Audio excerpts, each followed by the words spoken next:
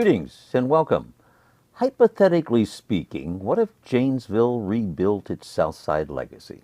This is August 22nd, 2025, and welcome to Hypothetically Speaking, the voice of Janesville in Rock County.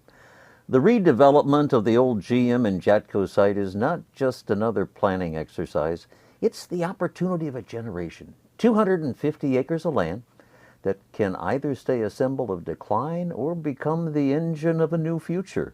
For nearly 90 years, the GM plant anchored Janesville's economy. When it closed in 2009, it left behind lost jobs, broken families, and a hole in our identity. The site has been a scar ever since, but now in 2025, the city's purchase of GM and JATCO, along with 5 adjoining parcels, sets the stage for Janesville to finally have a chance to turn it around, to turn the page. City leaders are proposing a new GM and JATCO redevelopment advisory board. That's good, but it could be even better. We believe that the board should be built as a citizen expert advisory panel. We call it a CEP. Just what does that mean? It's a new kind of advisory group. It combines everyday citizens with subject matter experts. It brings neighbors to the table. It brings technical specialists to the same table.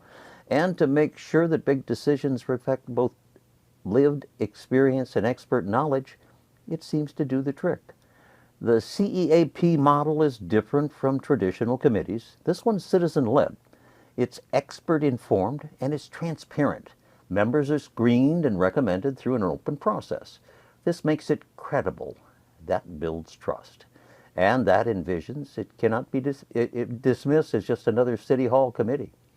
It needs to be strong enough to lead, grounded enough to be trusted, and the redevelopment process itself will then take 18 to 24 months. If we start right now with environmental planning, it'll end with full redevelopment framework for jobs, for land, for housing, remediation, branding, public engagement, sustainability.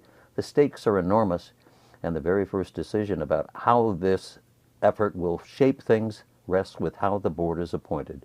That's why the appointment process matters so much. City boards and commissions often fly under the radar, but they quietly shape how Janesville grows and governs itself. The Advisory Committee on Appointments is key here. They vet candidates, they screen the qualifications, they recommend finalists, and then the City Council President, not the City Manager, makes the final call. Why the President?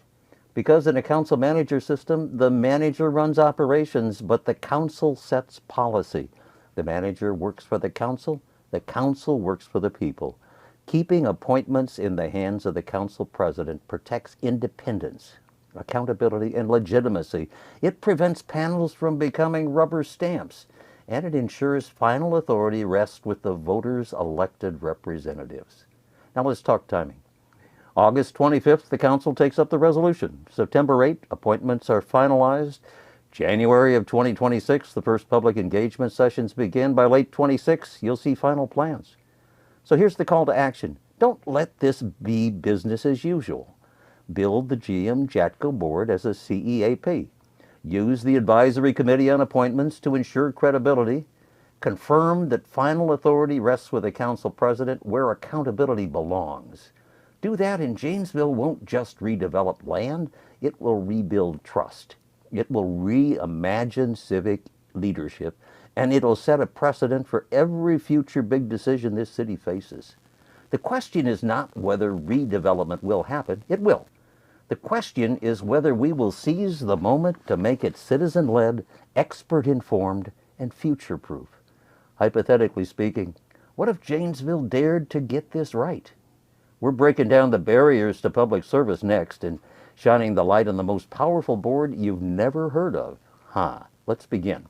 Have you ever felt like public service was a closed club? Like serving on a board or commission or even running for city council or school board was something other people do? Well, you're not alone.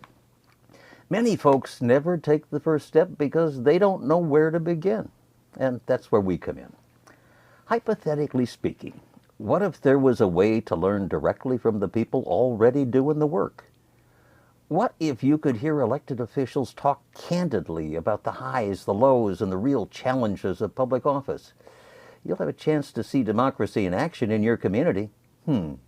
You don't have to imagine it. It already exists.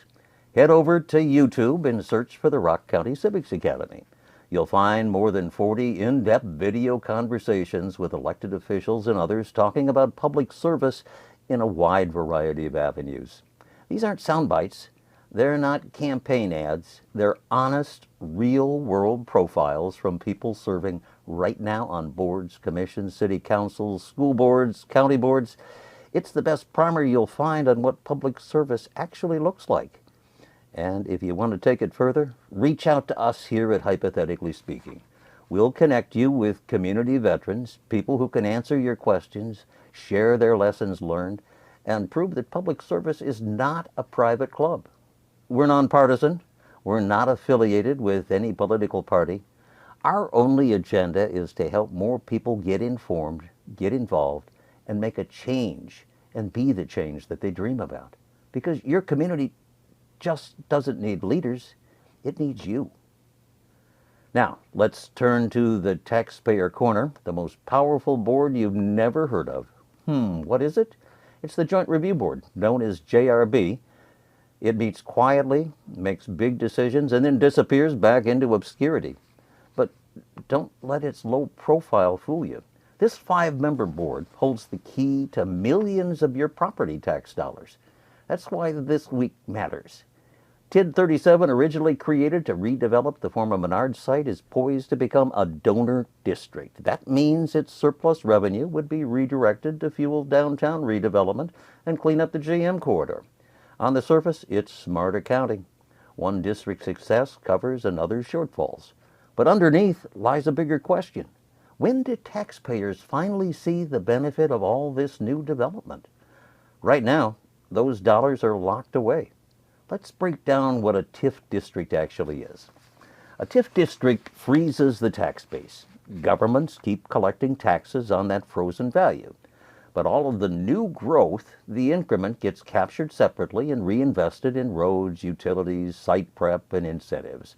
Once the costs are covered, the district closes. And all of that new value is then supposed to flow back to the schools, the county, and the taxpayers.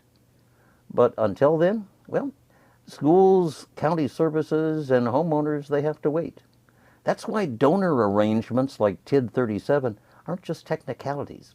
They're high-stakes financial choices that shape when the community finally sees the payoff from growth. So why does the JRB matter? It's not just a rubber stamp for City Hall. It's supposed to be the fiscal gatekeeper, the independent board that decides whether tax dollars stay locked up or flow back into schools, into county services, and local taxpayers. Its members include one representative from the city of Janesville, one from Rock County, the school district of Janesville, and Blackhawk Technical College, plus one citizen member. Yet, ask around, and most residents can't name a single one. That anonymity shields it from scrutiny. But when millions of dollars are on the line, silence should not be an option. The JRB should be asked tough questions. Can TID 37 really afford to donate without extending its lifespan? How much is fair before schools and taxpayers say have to wait too long? Does this serve the public or just the project? Accountability only happens when representatives are independent, financially literate, and willing to push back when the math doesn't add up. Why membership matters?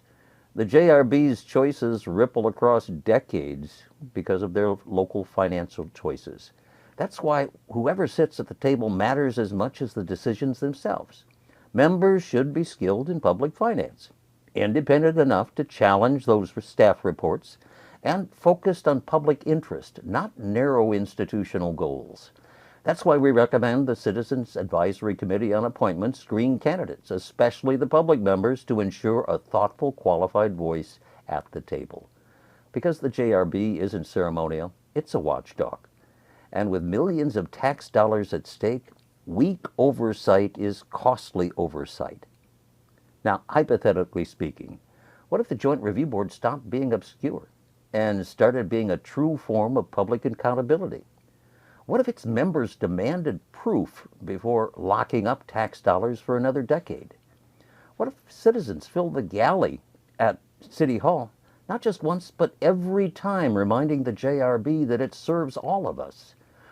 The next JRB meeting is not just another agenda item. It's a test of transparency, accountability, and civic will. So mark the date. Next Wednesday, August 27th, 2 p.m., Janesville City Hall. Be there, okay? Watch and speak up. Because the most powerful board you've never heard of shouldn't stay in the shadows. Community Spotlight, Havana Coffee. Once again, looking for a space to connect and to reflect? Well, visit Havana Coffee at 1250 Milton Avenue, a true Janesville gym where civic energy meets excellent espresso. With hearty food, warm service, and a strong commitment to local journalism, Havana Coffee proudly supports the Rock County Civics Academy and all who believed in informed engagement. We also welcome our newest sponsor, Nowlin Law Firm, and attorney Tim Lindow. Thank you both for sharing the vision for the future with your support today. We're grateful to Tim and to Danella at Havana and so many others like them who ask with us, hypothetically speaking, what if transparency was standard in local government? What if civic engagement became Rock County's defining strength? That's the mission of Hypothetically Speaking. And with your voice in the mix, it's closer to reality than ever. Our call to leadership: every advancement in our community begins with someone choosing to act. If you've asked yourself when the right time is to get involved, well, the answer might just be now. Ways to contribute. You can volunteer with a civic group. You can apply to serve on a local board or commission. You could actually run for public office and lead the change. If not me, who? If not now, when? Hill the Elder said that long ago. Our challenge to you: stay engaged with the Rock County Civics Academy. Visit our website. You can follow us on Facebook, subscribe to our YouTube channel, join our Substack newsletter. Hey, and until next time, stay curious, stay engaged, and stay connected.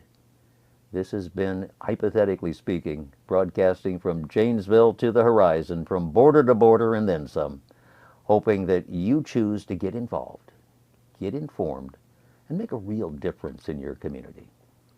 Do it today. Thanks.